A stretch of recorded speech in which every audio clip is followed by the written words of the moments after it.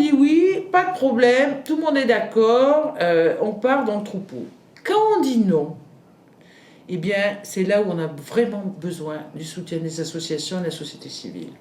Parce que souvent, on est seul, souvent, on est la cible, vous voyez, de puissance où la finance est toujours derrière, et que moi, je crois en l'homme, je crois aux gens qui se bagarrent pour le collectif, et que c'est ça qui fait avancer le schmilblick. Donc le pouvoir, il est un peu celui qu'on veut se donner, quoi. Voilà, c'est-à-dire que J'apprends que Madame Rivasi demande une commission d'enquête sur le H1N1. C'est en train de se faire, c'est-à-dire qu'il faut que j'arrive à convaincre le président de la commission santé-environnement, il faut que j'arrive à convaincre des députés de la nécessité. On va poser une résolution et ensuite ça va être un vote au niveau du Parlement européen. Et donc là, il n'y a pas plus démocratique que ça.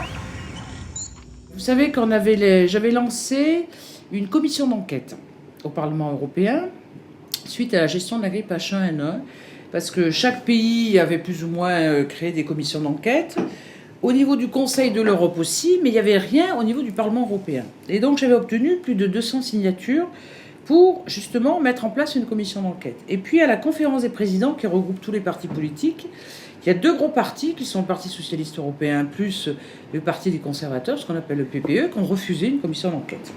Alors pourquoi on vous demande de voter? On demande aux députés de voter si après, au final, c'est les partis politiques qui...